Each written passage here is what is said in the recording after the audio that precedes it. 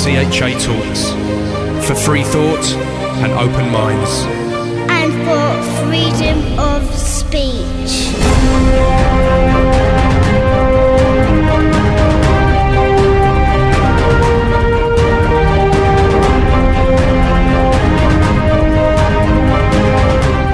Hello, I'm Paul Obitelli and welcome to another edition of THA Talks, the alternative podcast show from the UK. Our talks include news, conspiracy, spirituality, the occult, science, history, art, philosophy, religion, and much more. If you'd like to check out our full archive, just go to www.thatalks.com to listen to or to download all our free content. And if there's anyone who'd like to contact us and give us some feedback, or maybe you'd like to recommend a guest for the show, you can email us info@thatalks.com. And don't forget, you can subscribe to the show via our RSS feed, and you can also find us on iTunes, Stitcher, Spotify, YouTube, and many other podcast directories out there.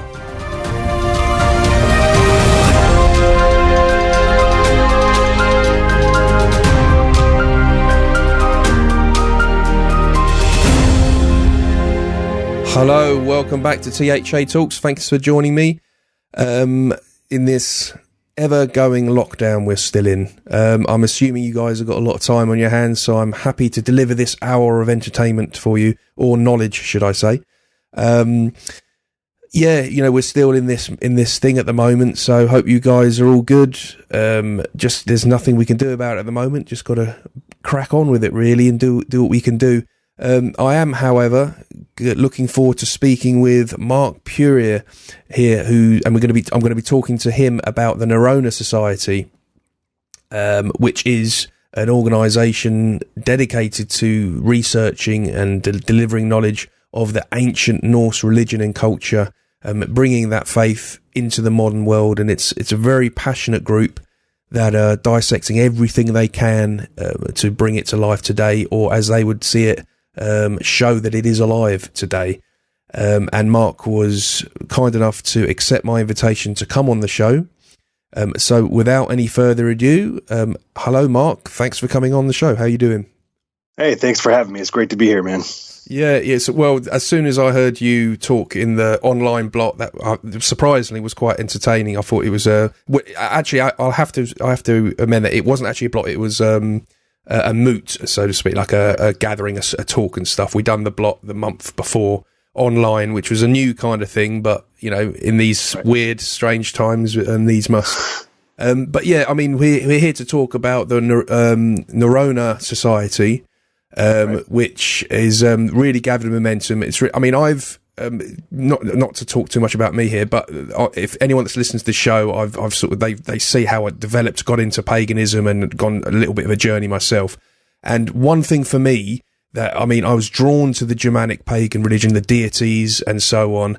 And although it was really inspiring, there's a frustration where there's a lot that's been snipped and pulled away, and you're left kind of having to use your imagination.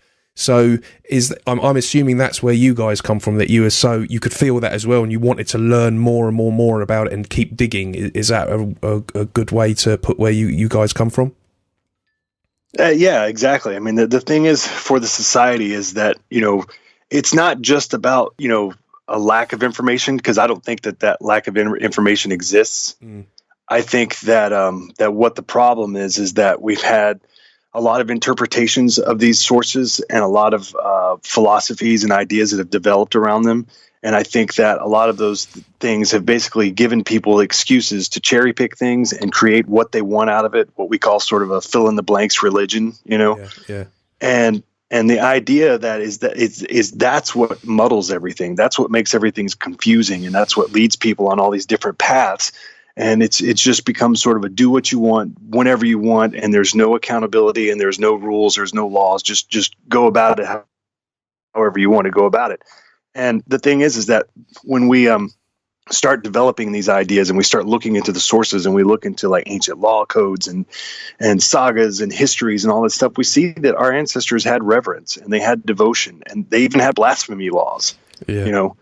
And it wasn't this whole, you know, sort of go about your everyday, do whatever you want to kind of belief system.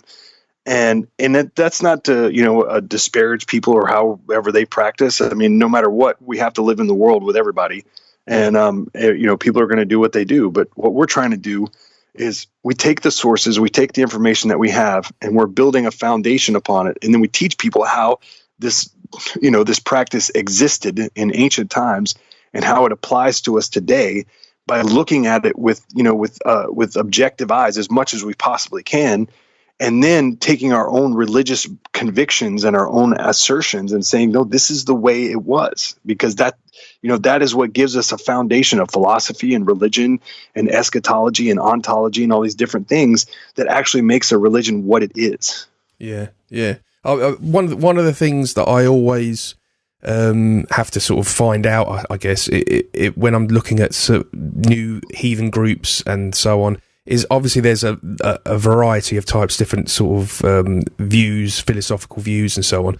But you do get a lot of the real anti-Christian, like they've got a real gripe with Christianity. Now, we could go on forever about that, and that's probably another show.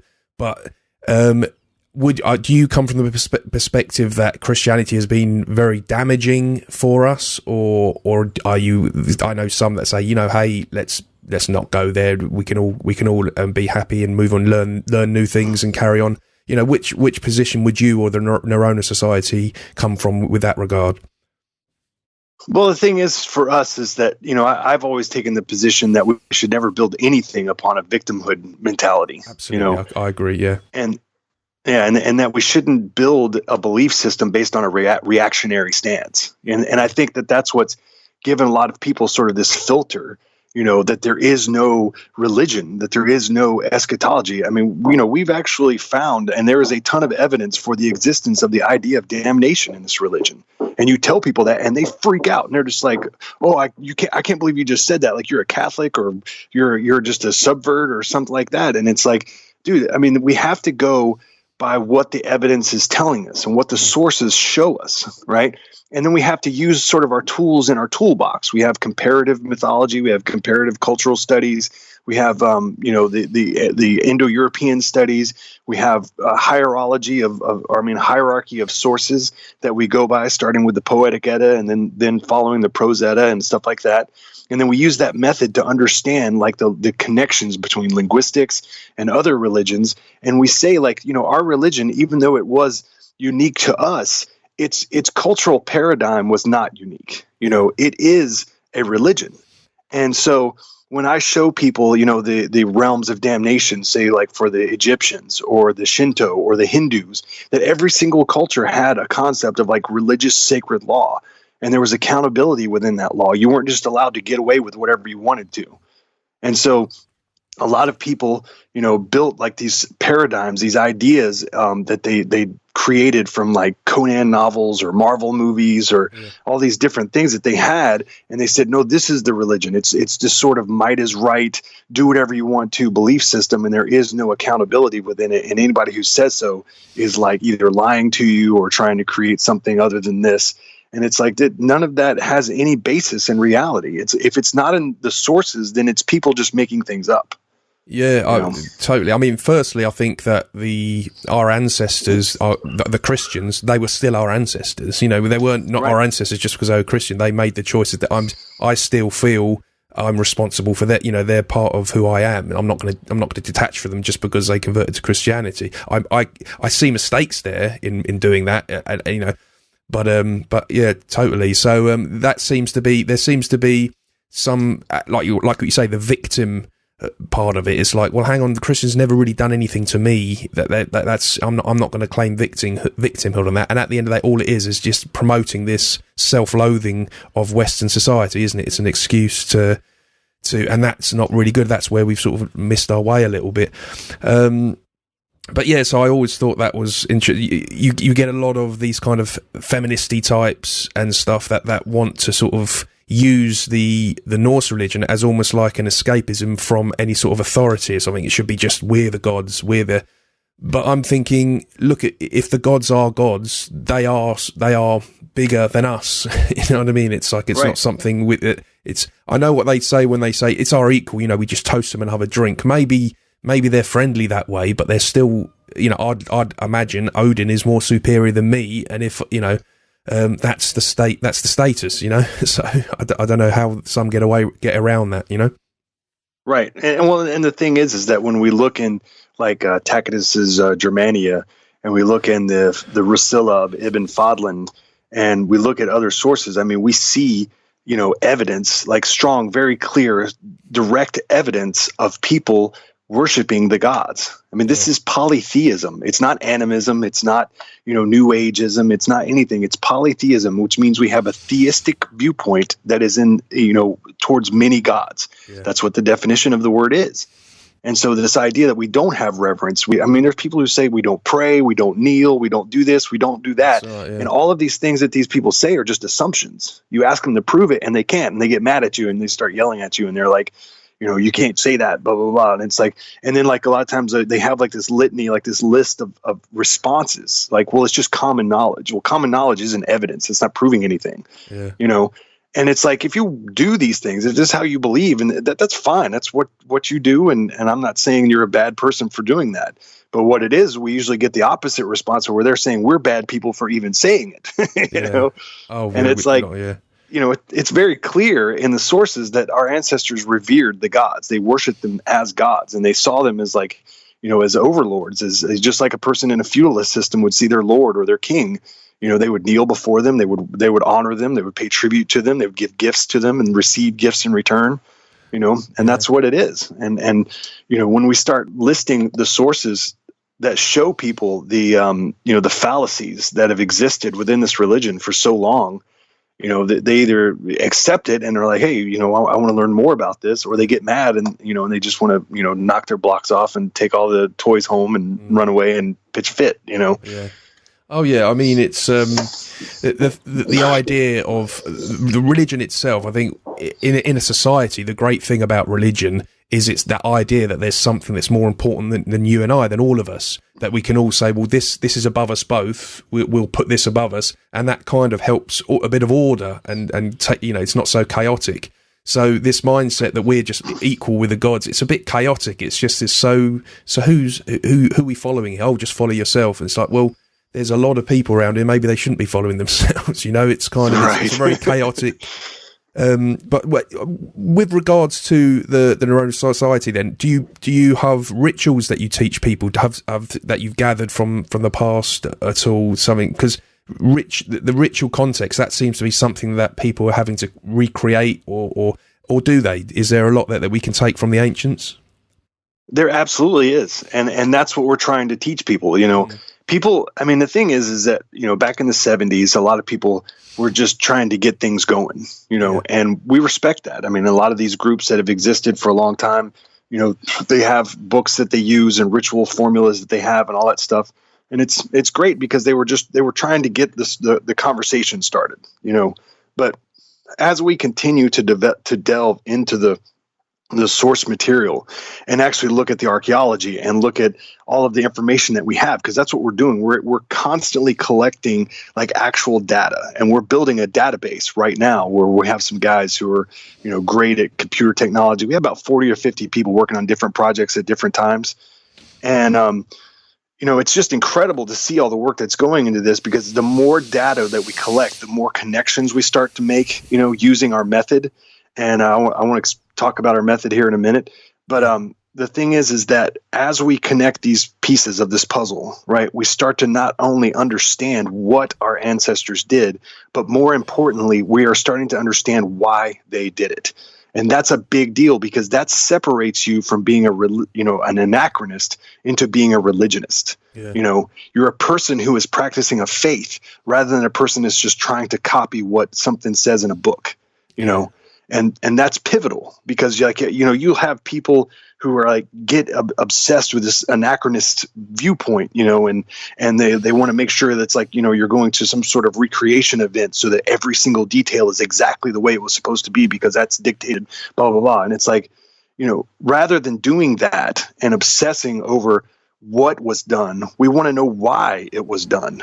And that way, if we do adapt things to our culture today, to our people today, to the whatever kindreds or clans or hearths or whatever it is that you're building, then you're doing it not just blindly, whatever I want to do, this is my thing, I can make it what I want, but you're doing it with an understanding of why they were doing it. And in our studies and our understanding of the lore and the source material, we're starting to really piece this puzzle together. And in doing so, we're really figuring out that a lot of what our religion is built upon sort of a fatalistic tendency. There's a lot of concept of fate and destiny in our lore, in our stories. Now, we don't believe that fatalism is as hardcore as it is like in, say, like Calvinist Christianity or, some of the determinist philosophies that later developed, which are basically like everything is just like completely mandated and all that stuff. Somebody recently posted a thing about basically comparing it to the idea of playing chess, where you're like moving the pieces, but the pieces are held within a very strict set of rules.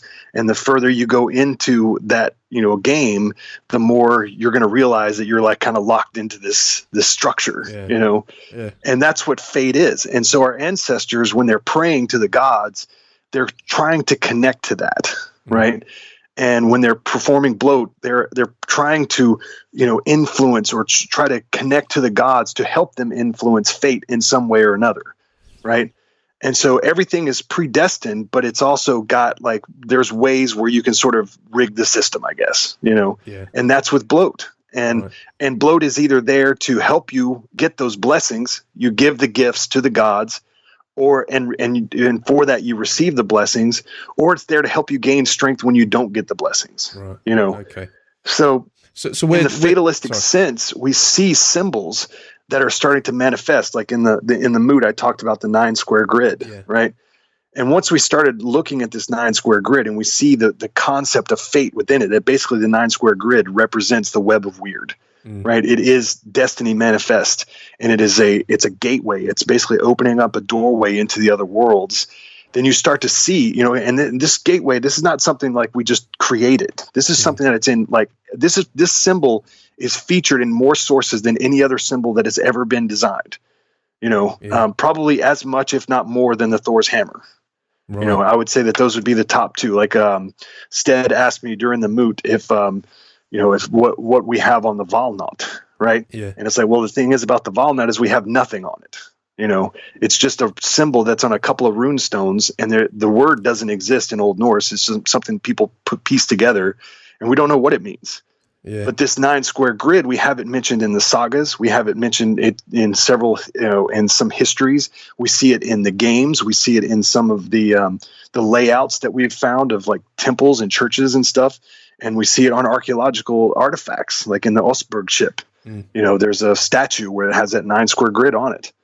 And so we're showing people that this is very likely how you set up a sacred space and how you connect it, because you're trying to connect to fate and destiny. And then you're also building a cosmological model, because you have to ask yourself, how were the ancestors, why were they worshiping in groves? Why was that so important to them? Well, we believe very strongly that what they were trying to do, and just like in all other polytheistic cultures, when they set up sacred areas, they're trying to mimic their cosmology. So they would sit at the roots of Yggdrasil, which is the tree, right? And then they would pour libations on the roots, just like the Norns do. And once you start to see that cosmology, you can start to see how lore comes into the play of the ritual. And so that's what we're doing, is we're seeing this all come together as a puzzle. And then we're teaching people like how to do the wording, which is the sacred words or sacred verse forms of Ljodahader and Galdralag, which are specifically stated in Ynglinga Saga to be gifts from the gods. And it gives us a whole model on how to do everything. And so what we're doing right now is we're building what we call Kvasir Academy. And a Kvasir Academy is going to be an online training school. We're going to teach people how to perform rituals using these ancestral methods. Brilliant. Yeah, that's just what it needs, really. I mean, where do you sit with, what you've just been describing sounds attractive to those into sort of what you'd call magic or occult ritual and stuff. Are you quite into mysticism, that side of it? Because one thing, I've over the years, as I was saying earlier, I've got more and more into Germanic paganism and stuff.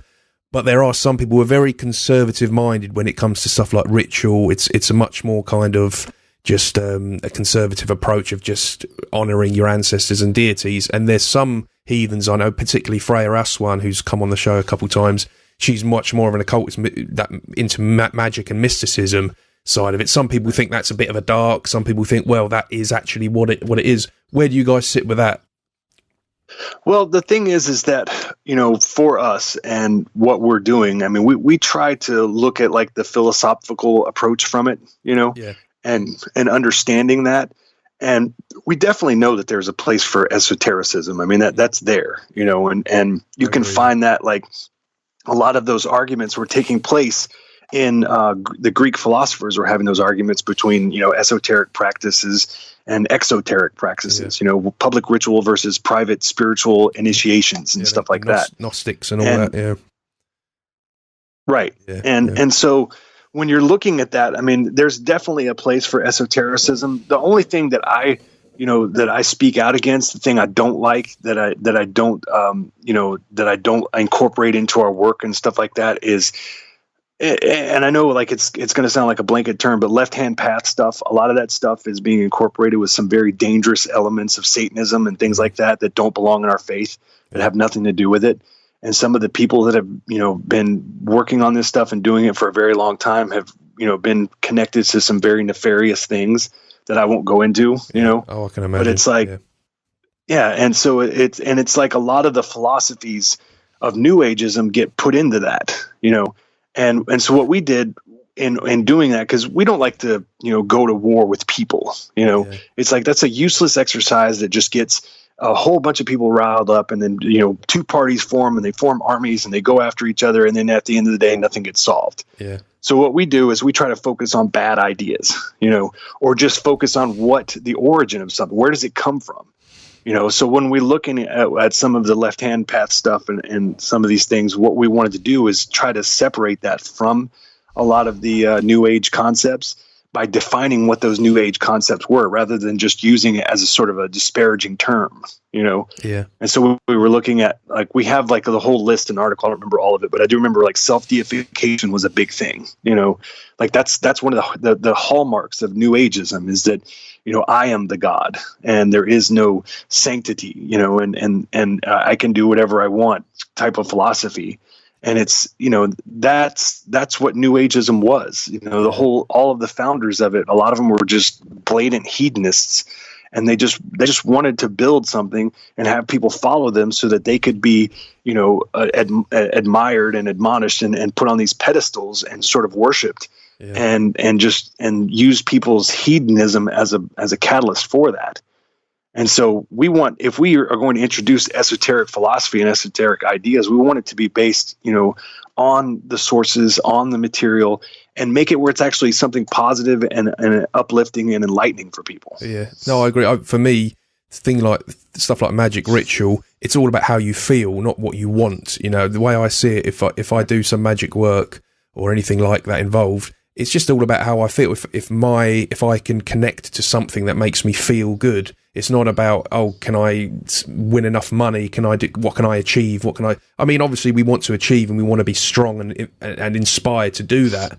But it's more about feeling, isn't it? If you wake up in the morning feeling inspired and good, then that's magic. That's the most valuable thing, One thing I'd like to touch on is obviously the controversial deity Loki. I mean, there's some people who there's so many different views on Loki worship, and I mean, it's that kind of feminist movement, because I think they kind of view Loki as the, kill the patriarchy type sort of thing. He's the one that knocks them down.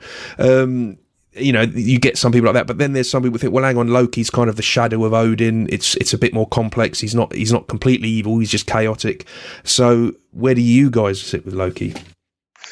Well, I mean, the thing is that, and I think in order to really go into our view on Loki, we have to sort of begin with looking at like the mythological schools of thought, because that's where a lot of the problems arise, Yeah. So we've got some videos on YouTube. We're making 6 videos all together, and we've done 4 of them. Okay. And what we're doing is we're showing people the evolution of academic research into these myths and these stories. Okay. Yeah. The first one being the interpretatio schools. Now, this is an ancient Greco-Roman school of thought that started with, like, Herodotus is the first one to really introduce this concept, this idea that you, when you're encountering another culture, that your gods can interpret into their gods, right? And that's why it's called interpretatio. We're basically interpreting our gods into yours. So like when Herodotus, he was visiting the Egyptians and the Scythians, he would find correlations like this is the god of agriculture, so it must be, Demeter or whatever, and so he would make those correspondences based on, it was like a translation method for him. But then later on, when the Romans, started rising in power and stuff like that, they used it as a form of assimilation, Yeah. And this really kicked off the whole philosophy on mythological schools, because the Romans were using it as a method in order to, basically enslave people, and it really didn't work. So that's when Christianity came in later on, and they were basically like, we're going to use this now, and this will be the state religion, and we'll start forcing people to worship this god, and we'll give the kings lots of power to do so. And this later evolved into the Euhemerist school, right? And the Euhemerist school was started obviously by the philosopher Euhemerus, who was an atheist, who just saw all the gods, all religions as just ancient kings and queens who, got people to worship them, and they were all false and fake and all that stuff. And this school later got taken up by the Christian apologists, like Alexander of Corbie was one, and Lactantius was one, who was he was the mentor of Constantine, who got the Roman Empire converted to Christianity. Mm-hmm. And so these methods of Christian apologetics moved all the way through Europe, passed all the way through, and went into Germany, what we call Germanic Euhemerism. The Teutonic Euhemerist movement developed through, I think the first one is the Chronicle of Fredegar, and then it goes into like Paulus Diaconus and all these different sources that start building this model of Euhemerism that's basically stating that the gods and goddesses of their people were ancient kings and queens, and that they were the heroes of the Trojan War.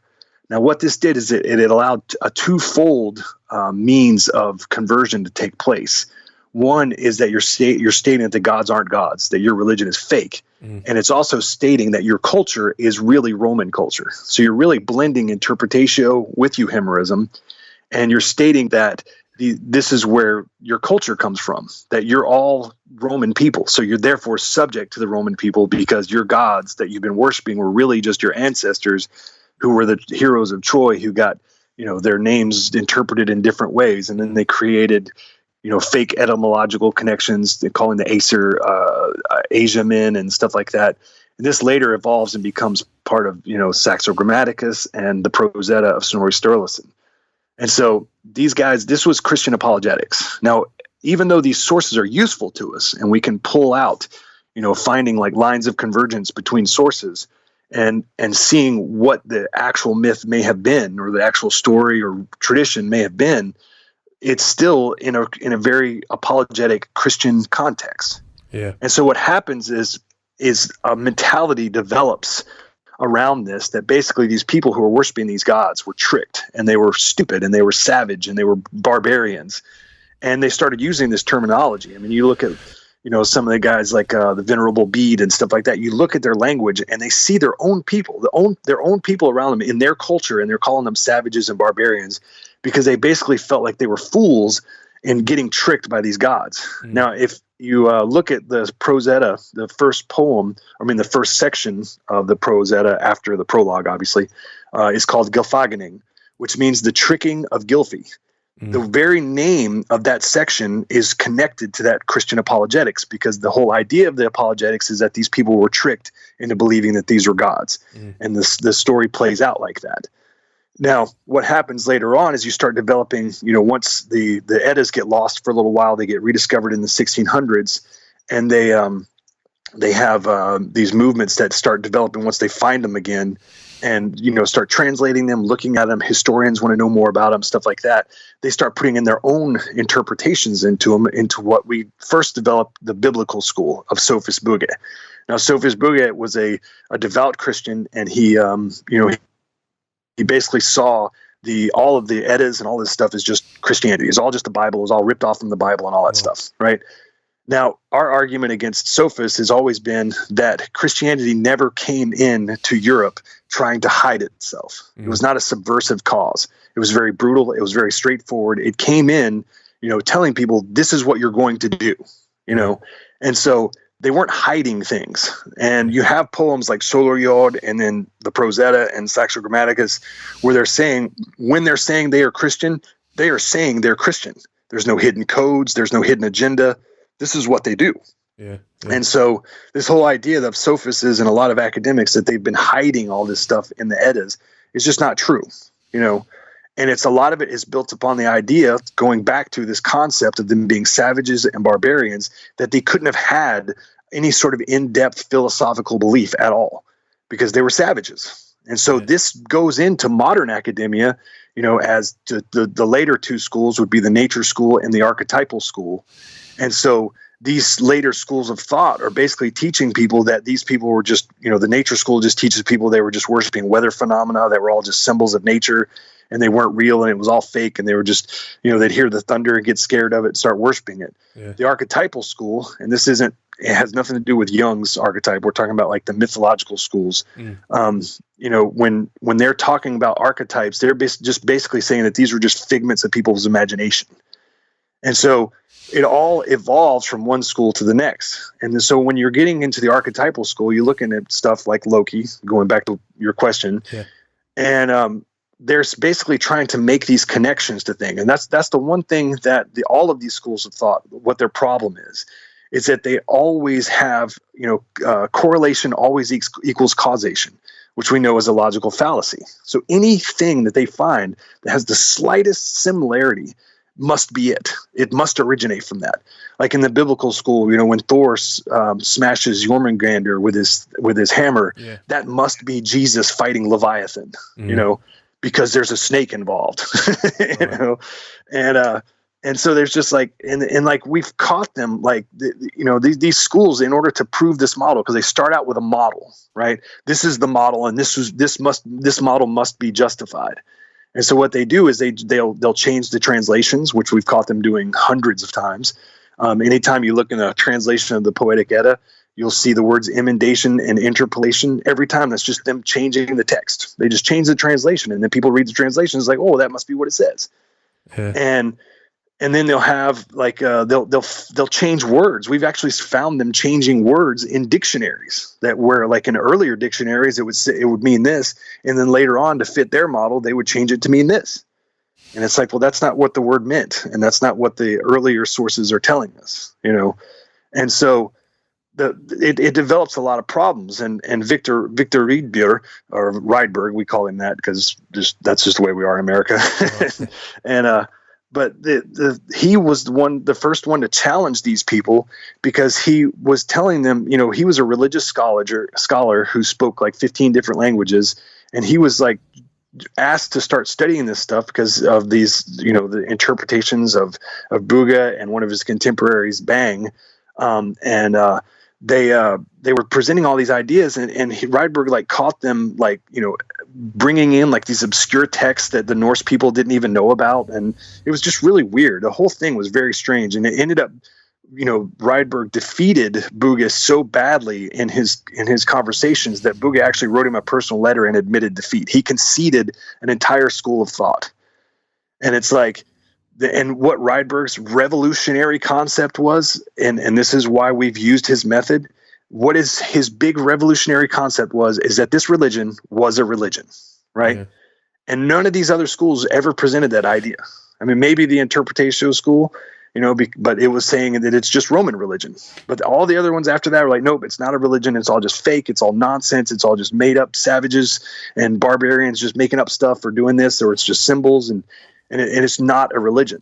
And Rydberg went in there and said, no, it is. And that's why we use the epic method, because it's basically piecing this together from the mindset that this is a religion and it does have philosophy, and these people were not savages. They were our ancestors, and we need to look at it from that perspective. Right.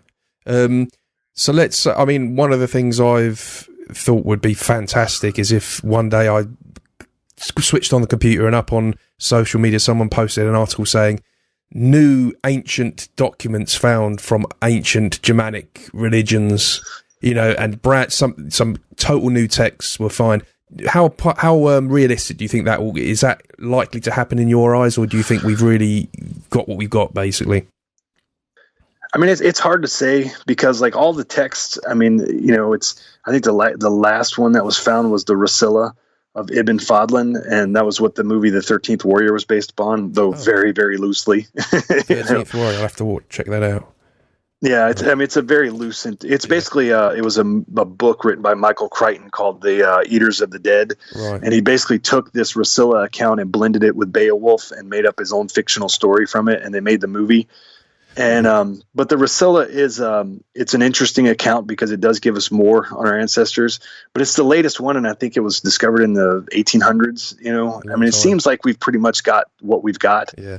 But the thing is that at the same time, it's an exciting time because when we're looking at these things with these new eyes from the epic method, we're making so many discoveries. Like it's really hard to convey it to people because like literally, we have chats that we have set up and we have groups that we're, talking about things and stuff like that. And we literally make, just discovery after discovery after discovery, where a lot of these other schools of thought, they're still stuck in using the same theories they were putting out in the 50s and 60s. Yeah. And it's like, and these things are, it's because we have talented people who are devoted to this religion and see it as a religion and are seeing these connections. And in order to, to further explain like what the epic method is that we base our principal idea on starting out with a hierarchy, right? And our hierarchy is that the poetic Edda is our source. Okay. It is the primary source that we have on our gods and our religion and our faith and everything. And then from there, we start out with that source as our framework, and then we use it to build the epic, which we believe the epic existed mainly from the poem Voluspa, because that poem shows you that, there's a beginning of time, there's all these events that happen, and then there's Ragnarok. It's basically, a timeline, and it's just in a very abbreviated form.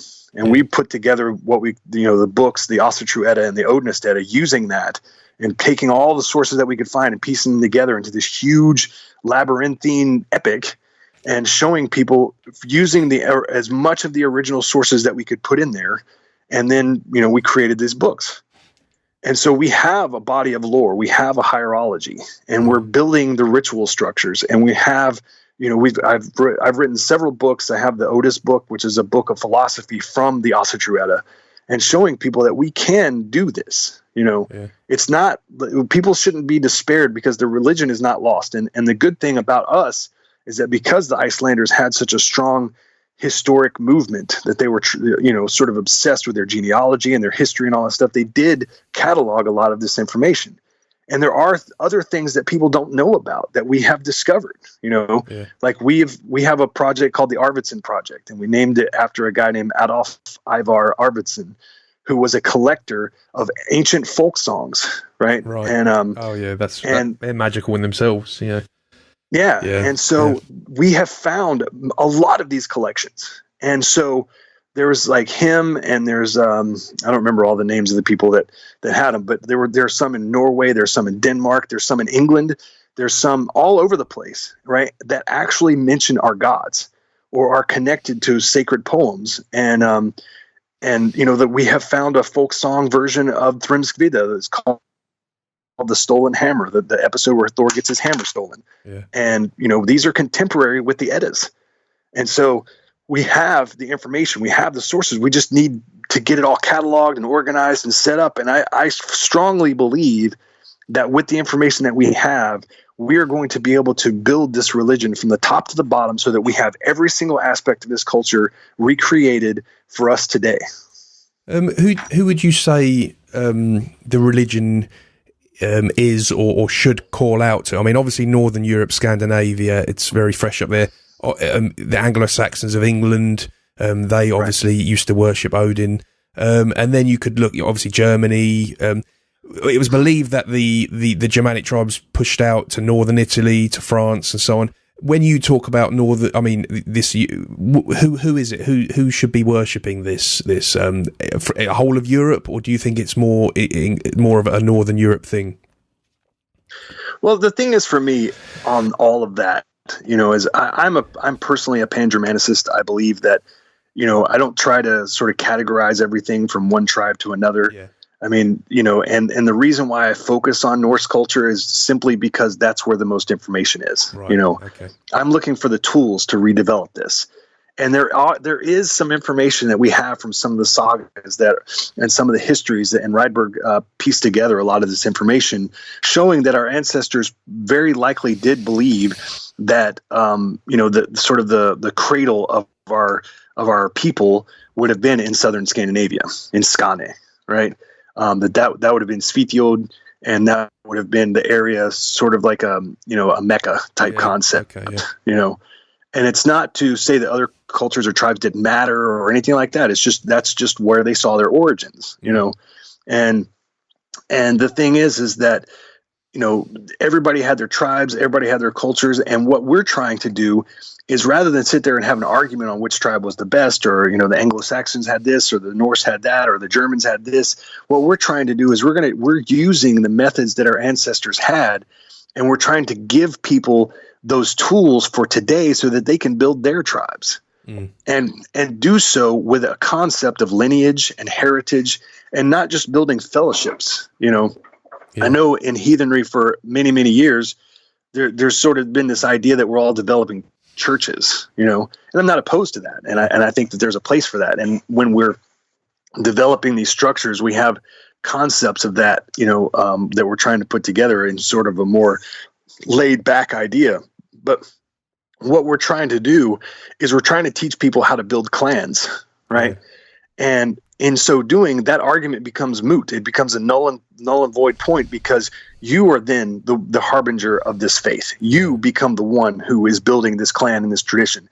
Anglo-Saxons and Norse people and German people didn't go around saying, we're Neanderthals, or we're cave people, or we're naming ourselves after these guys who lived 2,000 years before us. They didn't do that. They lived in the time they were in, and they built their traditions based on that. They kept their minds, their hearts in memory of those people before them, but they didn't build their entire existence around it. Right. And I think that what we need to do is we need to look at the methods on how they did this and bring back our clan systems. Because those clan systems, it's not just a bunch of people come together for gatherings. I mean, there's ideas on building family crests and building, hierarchies, and building, philosophical principles that could bind one another, and building an entire identity from the top to the bottom, and everything that we're doing is based on the source material and what we have, so that once we build this foundation, sort of a bottom up organization rather than a top down, we're going to show people how to do this. And then once we do this, we're going to, try to get people to sort of re-tribalize. Yeah. Cool. Yeah, no, that sounds really good. And I know you're busy, you've got things to do. I'd just like to raise one thing before we wrap it up. And one thing that's really fascinating me, and I've brought people on the show to talk about before, is the whole Gnosticism thing, ancient Gnosticism, which of course was the very early forms of Christianity. Some may argue that was destroyed by what went on to be Christianity. I mean, it's obviously there's going to be different views with that. But do you, how familiar are you with Gnosticism, and does that inspire anything in your work with the Norroena Society? Well, I do know a little bit about it. I've read the Gnostic Gospels by Paglia, and I've read some of the Nag Hammadi library. But the thing is about Gnosticism that I look at it mainly from a historic perspective is that, the Gnostics, they were sort of the anti-Catholics. They were presenting an idea of philosophy that they were trying to teach people how to know God rather than simply be God, and even though the Catholics don't have that philosophy, that's what they do, And so when they had church and stuff like that, they would, the priest would be, chosen by lots, and there was no hierarchy or anything like that. And so I think that, from a lot of the things that I know about Christianity, a lot of things I know from history, there seems to be a principal idea within Christianity and within a lot of its principles is that it's kind of a rebellion against the old order, Yeah. And the old order was very polytheistic and very cultured and very structured and very, built around social strata.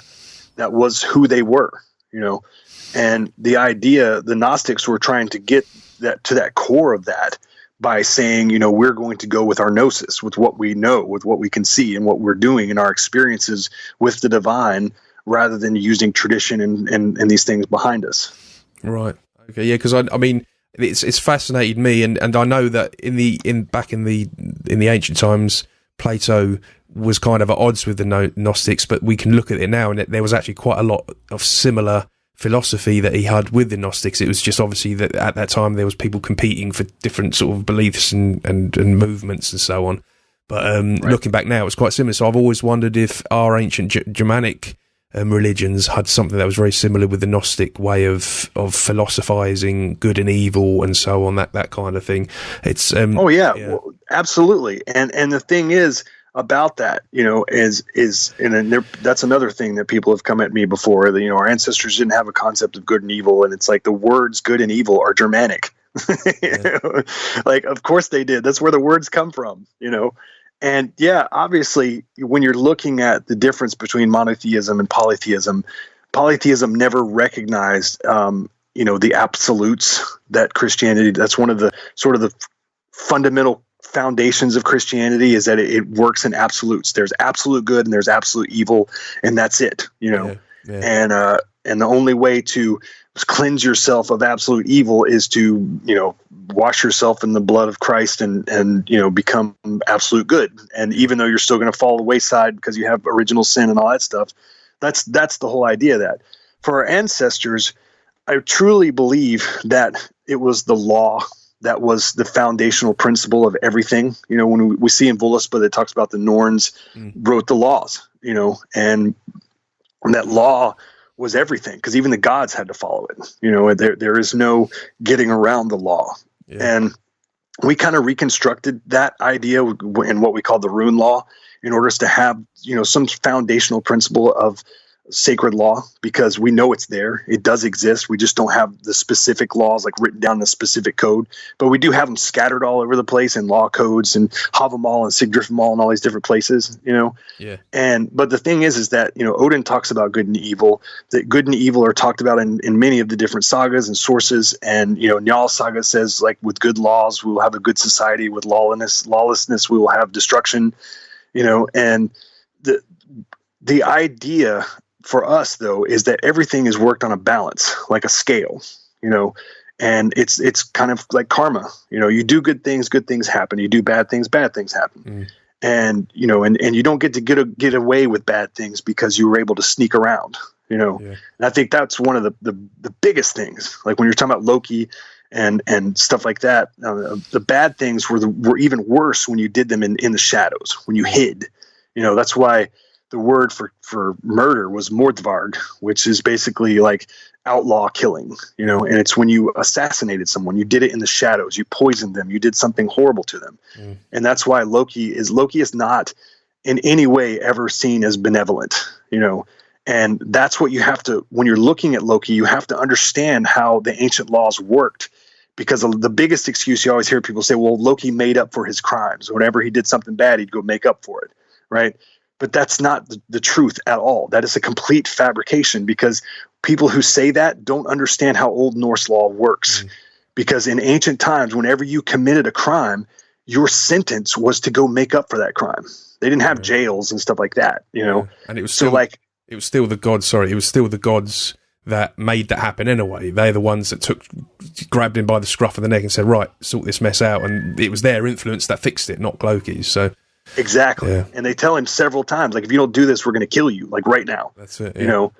And then, so, there was a book written a long time ago called The Trial of Loki, right? And it basically goes into the idea that the poem Lokasenna is basically a trial, that Loki goes into the Feast of Aegir, and he's standing there before the gods, and they're basically getting him to present his own case against himself. And in so doing, he ends up admitting that he's the one who killed Balder instead of Hodor, who got killed. So basically he killed Hodor too. Right. And so, this is like the final straw, because right at the end of the poem, they say, they basically gave Loki the punishment of knittings, just the same thing we see in Voluspa, that, the people who are perjurers and murderers and adulterers and all this stuff, they get snakes put over their faces and venom poured on their faces. That's what happens to Loki. So he's literally punished as a criminal, as a nithing, and he's given that same exact punishment. And everything that he does is a sabotage against the gods. It's not jokes or tricks.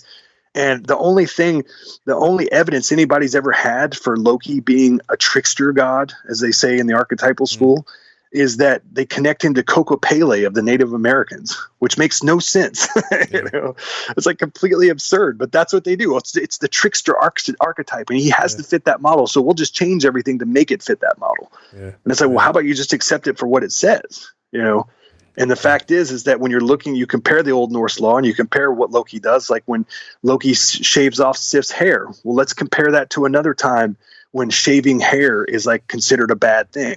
We look in the Germania, and women had their heads shaved bald whenever they committed adultery, sort of like a scarlet letter.